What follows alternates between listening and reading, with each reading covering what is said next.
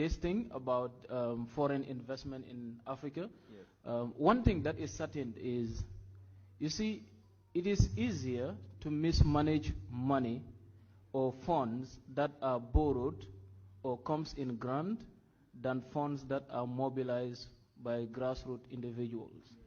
If we have a common project here and all of us put in $1, we will all go back home keeping track of where our $1 is going. And that doesn't make politicians comfortable. So that is a no-go area for many governments in the continent.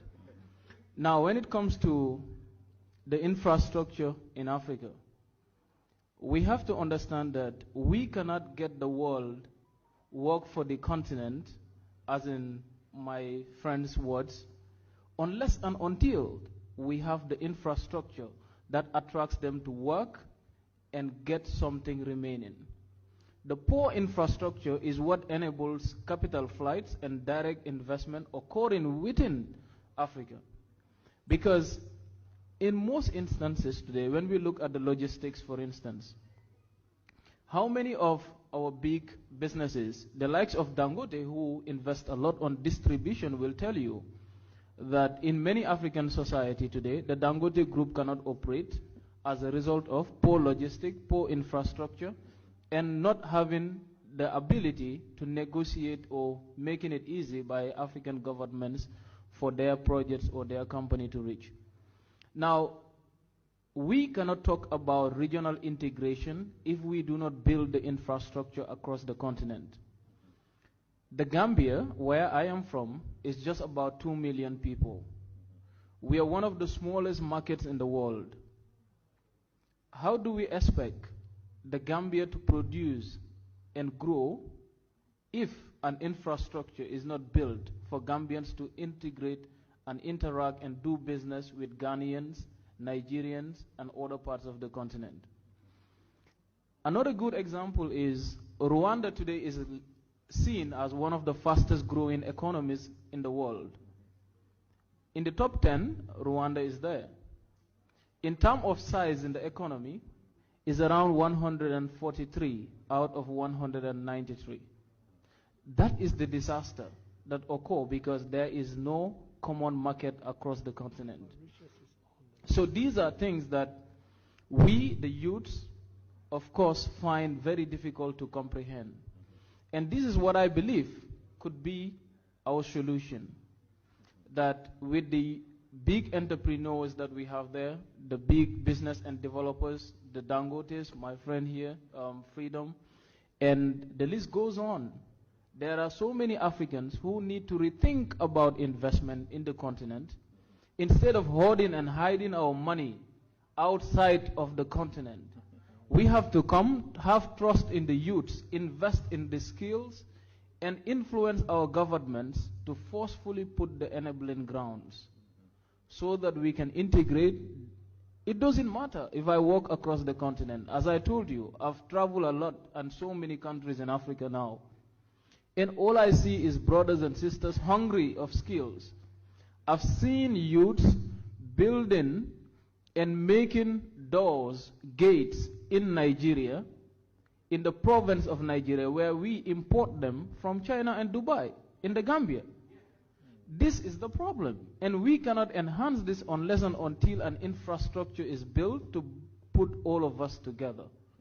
And that is what we need to invest in now as a continent. Africa as a continent, we are made to believe that we have to stick with the financial institutions and financial dealings which are already set by a world without consulting Africa. And this has been the biggest disasters that we young people in the continent will have to leave generations to pay for. When we look at the numbers, we keep borrowing and yet don't multiply. And yet the same numbers that we're talking about cannot be channeled into human development. And that is the threat. That is the fear. And that is the anger and frustration that every African youth today is facing. So we need to have a paradigm shift in the way we deal with the rest of the world, first by looking at partnership. But then, a key important element will be, how do we capitalize on wealth generation within our own environment without destroying it for future generations, but at the same time have an independent Africa that is fit to produce and distribute for itself evenly.